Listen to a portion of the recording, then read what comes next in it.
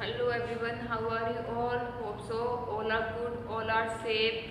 So students, finally there is a good news for you that government की side से orders आ चुके हैं स्कूल खुलने के, स्कूल ओपन होने के for 10th and 12th, okay, from 2 August for 10th and 12th from 2 August. ठीक है, ये ऑर्डर्स आ चुके हैं. So polish your shoes, press your uniform and pack up your bags. जो जहाँ है वापस घर आ जाइए जल्दी से. स्कूल भी जल्दी से आपको इन्फॉर्म करने वाला है इसके बारे में.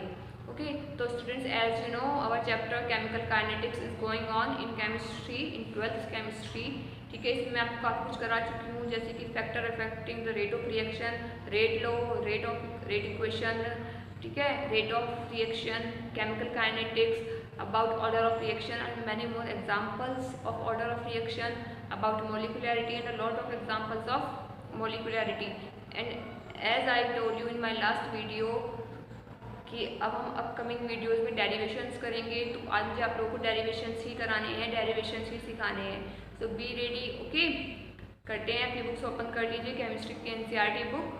ठीक है, वहाँ से क्वेश्चंस आते हैं डेरिवेशंस में. जो आपको फाइनल क्या आता है, डेराइव फॉर्म आती है या प्रूफ आता है, वहाँ से आता है. वो पूछ भी सकता है कि बताइए जब हम जीरो ऑर्डर का डेरिवेशन क्या करते हैं, सॉर्ट आउट करते हैं, तो उसमें फाइनल कंक्लूजन क्या निकलता है.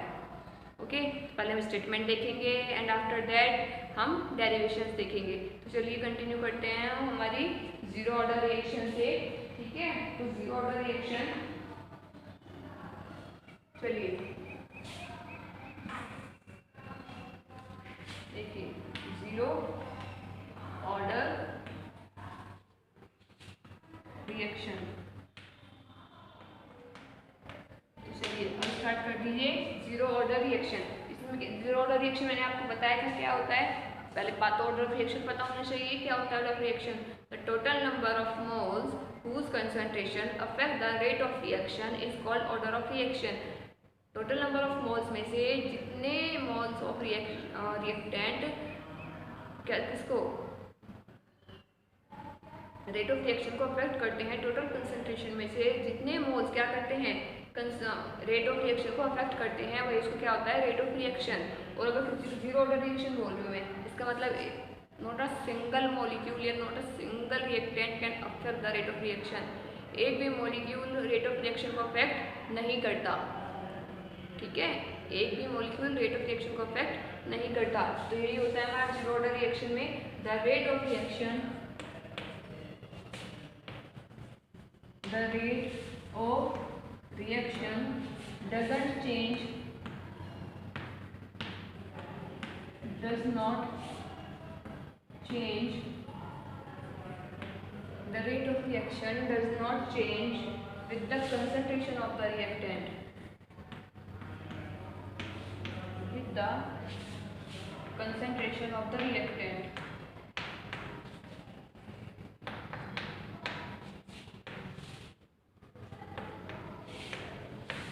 जब रिएक्टेंट की कंसंट्रेशन के साथ, ठीक है, जब रिएक्टेंट के कंसंट्रेशन रेट ऑफ रिएक्शन को अफेक्ट नहीं करते, तो वो हमारी क्या कहलाती है, जीरो ऑर्डर रिएक्शन कहलाती है. जैसे कि H2 plus Cl2 2HCl, this is a zero order reaction. ये क्या होती है, मेरी जीरो ऑर्डर रिएक्शन होती है. ओके, क्लियर है. और इसके लिए आपका ग्राफ कैसा प्लॉट होगा, the graph is something like that. यहाँ पे हम कंसंट्रेशन को क्या करेंगे, मेजर करेंगे. यहाँ पे टाइम आएगा हमारा, जो मैंने आपको प्रीवियस वीडियो में रेट लॉ का रिप्रेजेंटेशन बताया था, मैंने बताया था concentration is represented by dx. ठीक है, dx भी बोल सकते हैं या फिर हम इसको ग्राफिकल फॉर्म में a भी बोल सकते हैं. तो देखिए जैसे जैसे टाइम बढ़ता रहता है, जो कंसंट्रेशन है रिएक्टेंट की वो क्या होगी, कंटिन्यू कम होती जाएगी. ठीक है, ऐसे टाइम बढ़ रहा है और जो रेट ऑफ रिएक्शन जो कंसंट्रेशन है वो डायरेक्टली प्रोपोर्शनल है, इनवर्सली प्रोपोर्शनल है किसके, टाइम के. Concentration of reactant inversely proportional to the time. Okay, तो यहाँ पे ये हमारा क्या स्लोप होता है, ए नोट. इस स्लोप को हम क्या कहते हैं, ए नोट कहते हैं. के जो मैंने आपको लिखवाया था ना dx upon dt is equal to k, तो ये के हमारे यहाँ से आ जाएगा कि क्या है, नेगेटिव स्लोप है, negative slope of the straight line, straight line का नेगेटिव स्लोप। एक स्ट्रेट लाइन तो है बट वो लाइन ऐसे ना होके ऐसे है, ठीक है, इंक्रीजिंग फॉर्म में ना होके वो डिक्रीजिंग फॉर्म में है, स्ट्रेट लाइन। क्लियर है? तो चलिए अब हम आगे हमारा पहले इसको रेट लॉ की फॉर्म में रिप्रेजेंट कर लेते हैं। किसी की इक्वेशन है और डिरेक्शन मैंने लिखी भी है, तो आप इसे कैसे रेट लॉ में क्या करेंगे, पहले रेट लॉ या मॉलिक्युलैरिटी की फॉर्म में लिख सकते हैं ऐसे, फिर ऑर्डर की फॉर्म में। तो रेट इक्वेशन क्या बन जाएगी इसकी, rate equation dx upon dt, okay, dx upon dt is equal to k H2 Cl2, okay, दोनों कंसंट्रेशन जीरो है, कोई इफेक्ट नहीं कर रही है, ओके, तो इस तरह से हम इसको लिख सकते हैं। एक और यहाँ पे रिएक्शन ले सकते हो आप, N2O, N2 क्या बनेगा, N2 प्लस O, ठीक है। तो इसका रेट इक्वेशन कैसे लिखोगे, dx by dt is equal to k, और साथ ही क्या लिखोगे, N2O, सॉरी N2O ही आएगा बस यहाँ पे भी, और 0, ठीक है, इसकी कंसंट्रेशन अफेक्ट नहीं करती। राइट डाउन दिस,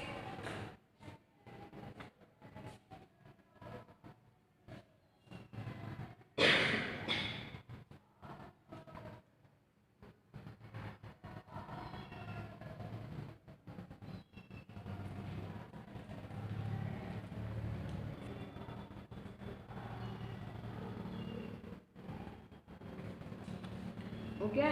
चलिए अब हम आगे इसका डायरेक्शन करते हैं किसका, जीरो ऑर्डर रिएक्शन का।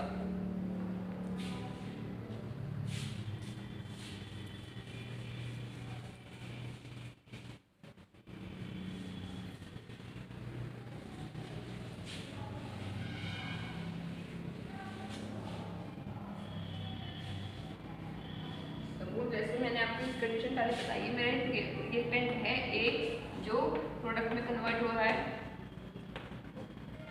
ठीक है, इनिशियल टाइम था जब at the initial point t is equal to 0, जब टाइम 0 था, ठीक है। मेरी रिएक्टेंट कितनी थी, रिएक्टेंट की जो मेजरमेंट है वो कितनी थी, a, सपोज कीजिए a ग्राम, ठीक है, और प्रोडक्ट कितना था यहाँ पे 0, ठीक है। आफ्टर सम टाइम जो प्रोडक्ट हुआ वो कितना हो गया, x ग्राम हो गया है, ठीक है। तो a कितना हो जाएगा, a माइनस एक्स ग्राम, ये तो हो जाएगा ना, a सपोज ऐसे कर लीजिए, पहले ये मेरा 90 था और ये 0, फिर मेरा कुछ टाइम बाद ये 10 हो गया, तो ये मेरा क्या हो जाएगा 90 माइनस 10, ओके। तो कुछ इस तरह से आप इसको समझ सकते हैं, ये हो गया है। अब क्या किए, आफ्टर किया किस कब है, आफ्टर फ्यू सेकेंड। अब यहाँ पे अपना रेट लो अप्लाई कर दीजिए। रेट लो हमारा क्या था,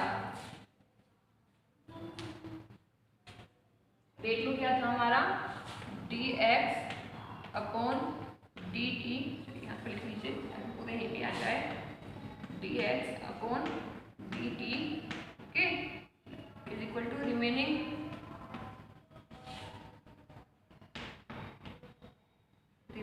amount of reactant, remaining amount of reactant, reactant का जितना अमाउंट बच जाता है, ठीक है।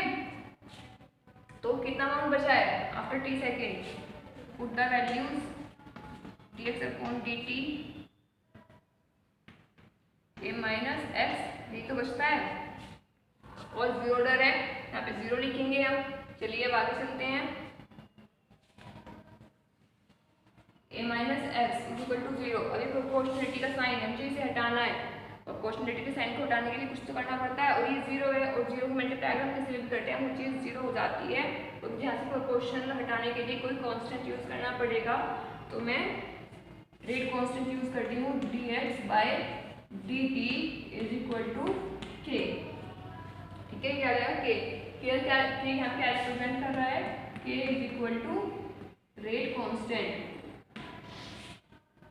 Rate constant. ओके, तो ये हो जाता है हमारा। अब मैं क्या करूँ, इसको सॉल्व आउट करूँ, dx is equal to k dt, k dt। ठीक है ना, क्रॉस मल्टीप्लाई कर दी है तो ये क्या बन जाती है, इक्वेशन नंबर फर्स्ट। अब इसका इंटीग्रेशन मैथ्स वाले इजी कर सकते हैं, मैथ्स वालों को आता है, बायो वालों को ये थोड़ा रेक्टिफिकेशन का होता है। Take integration of equation first, equation first का इंटीग्रेशन करेंगे हम तो क्या हो जाएगा, x0 पहले dx, पहले कंसंट्रेशन के रिस्पेक्ट में, देन टाइम के रिस्पेक्ट में। ठीक है, ऐसे ही ये टाइम इक्वल टू 0, टाइम मेरा 0 था, आफ्टर t सेकेंड। ठीक है, तो क्या बन जाएगा फाइनल डेरिवेशन, अगर इसको कभी में या फिर इसको करते भी हैं, x minus 0 is equal to k t minus 0, final minus initial, final minus initial. Okay, तो क्या जाएगा, x is equal to k t. क्या आ गया, कंसंट्रेशन किसके इक्वल आती है, टाइम के, और रिमेनिंग पोर्शन की कितना बचता है। ठीक है, ऐसे लिख सकते हैं। और also return as k is equal to x upon t। This is our final derivation. ठीक है, ये क्या होता है, जीरो ऑर्डर रिएक्शन का फाइनल डेरिवेशन होता है। और यहाँ पे हमें देखने के लिए मिल रहा है कि जो क्या है हमारी कंसंट्रेशन है वो किसी भी चीज़ पे डिपेंड नहीं करती। जो कंसंट्रेशन है किस पे डिपेंड कर रही है, किसी पे भी डिपेंड नहीं कर रही है। तो ये क्या था हमारा जीरो ऑर्डर रिएक्शन। एक बार फिर से देख लीजिए, इनिशियली क्या था, ये 1 ग्राम था, प्रोडक्ट हमारा 0 ग्राम था। आफ्टर t सेकेंड्स, यहाँ पे t ही लिख लीजिए।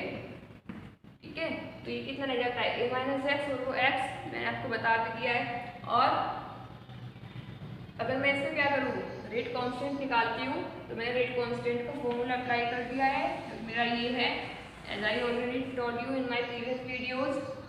देन dx बाय dt, ठीक है, किसके डायरेक्टली प्रोपोर्शनल होती है a माइनस एक्स, मतलब रिमेनिंग अमाउंट हमारी ये है, और इसकी वैल्यू क्या है, 0 है, क्योंकि जीरो ऑर्डर रिएक्शन है। तो इसकी वैल्यू 0 हुई, प्रोपोर्शनल हटाने के लिए मैंने कांस्टेंट लिया जो कि रेट कांस्टेंट है, फिर उसकी क्रॉस मल्टीप्लाई कर दी। ठीक है, ये मेरी इक्वेशन 1 हो जाती है। इक्वेशन 1 का मैंने फिर डिफरेंशिएशन किया, इंटीग्रेशन किया, इंटीग्रेशन के बाद मेरा फाइनल कंक्लूजन आ जाता है। ओके, तो ये होती है zero order reaction. Write down this in your notebooks और टेक अ स्क्रीनशॉट।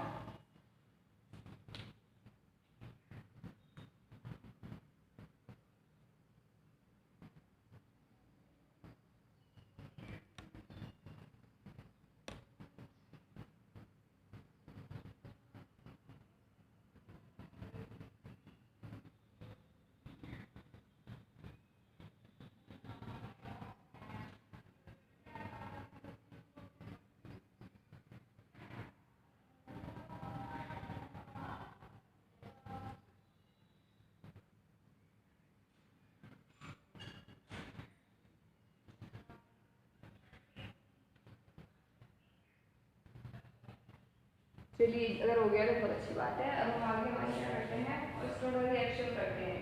ठीक है,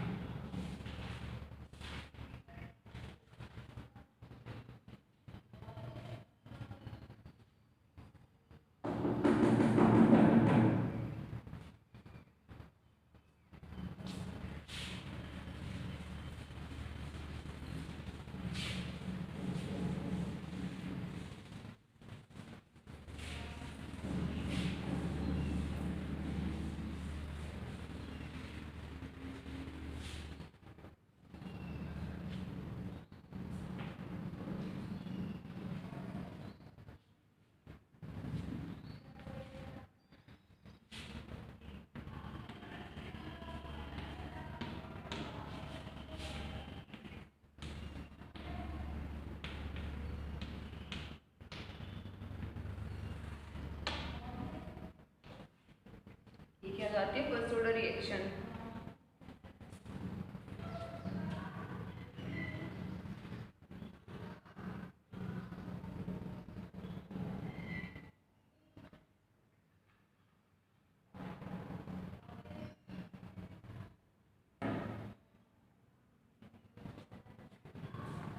देखिए फर्स्ट ऑर्डर रिएक्शन भी सेम ऐसे ही है जैसे हमारी जीरो ऑर्डर रिएक्शन होती है।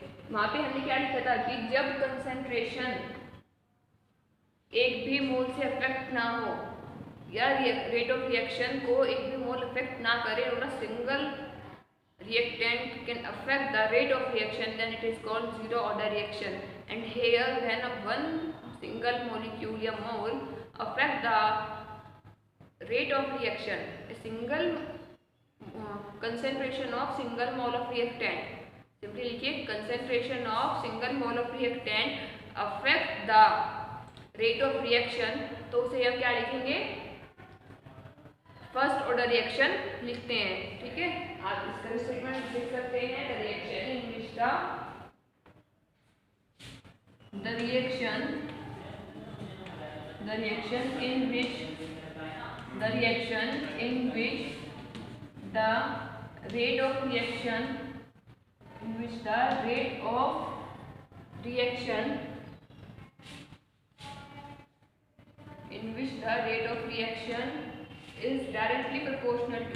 is directly proportional to concentration of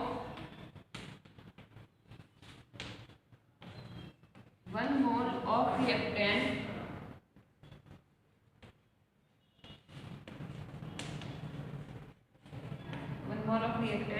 is known as first order reaction। कहोगे मैम ये कैसे पॉसिबल है, बताती हूँ। is known as first order reaction. ठीक है, देखिए जब एक सपोज हो गई हमारा क्या है, इथाइल मिथाइल इधर है और वाटर है, जब वाटर की प्रेजेंस इफेक्ट ही ना करे, इन इथाइल मिथाइल की जो प्रेजेंस है वो इफेक्ट करे, अगर उसका कंसेंट्रेशन ज़्यादा है, मैंने बताया था जैसे concentration rate of reaction directly proportional to concentration. अगर हमारा प्रोडक्ट ए की जो कंसेंट्रेशन है वो बढ़ती है तो रेट ऑफ रिएक्शन भी बढ़ जाती है, concentration of product A decrease होती है तो रेट ऑफ रिएक्शन भी डिक्रीज हो जाती है, क्योंकि कॉन्जुगेशन वहाँ पे कम हो जाता है। ओके, चलिए अब इसी हम यहाँ पर एग्जाम्पल ले लेते हैं। डेरिवेशन मैं आपको इसका नेक्स्ट वीडियो में कराऊंगी, अभी मैं आपको इसका बेसिक बता रही हूँ। ठीक है, प्लस H2O, तो क्या बना देगा यहाँ पे हमारा CH3COOH plus ethanol C2H5OH। Okay, ये हमारा ये बना लेगा। और तो एक और एग्जांपल लिख सकते हैं हम, पहले इसका क्या देख लेते हैं, रेट ऑफ रिएक्शन या रेट लॉ हम इसका देख लेते हैं। यहाँ पे ऑर्डर ऑफ रिएक्शन कितना हुआ,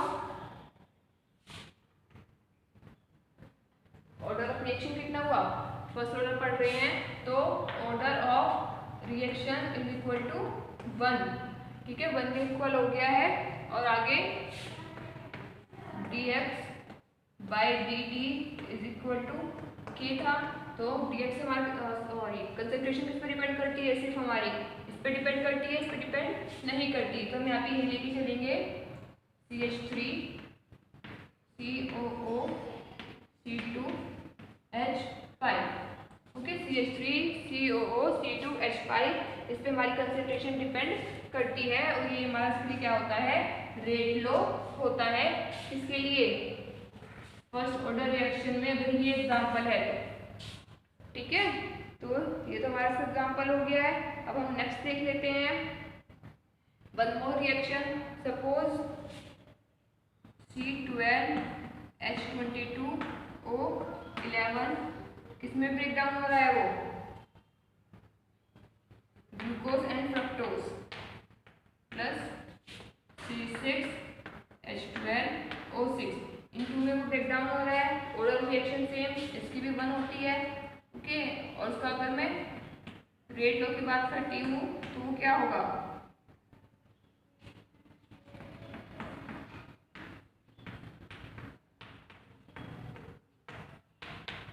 ये होगा। ओके, तो ये होती है हमारी फर्स्ट ऑर्डर रिएक्शन। इसका ग्राफ और डेरिवेशन मैं आपको नेक्स्ट क्लास में कराऊंगी, क्योंकि फिर आपको ना कन्फ्यूजन हो जाएगा, बहुत ज़्यादा कन्फ्यूजन हो जाएगा, काफ़ी सिमिलैरिटी होती है इनमें। ओके, तो इतने अपना ध्यान रखिए, सेफ रहिए और पढ़ते रहिए, स्टडीज़ करते रहिए और जल्दी से जल्दी स्कूल आने के लिए रेडी हो जाइए, क्योंकि हम लोग भी आप लोगों का वेट कर रहे हैं, हमें भी आप लोगों के साथ पढ़ाना ही अच्छा लगता है। Thank you students, have a nice day ahead.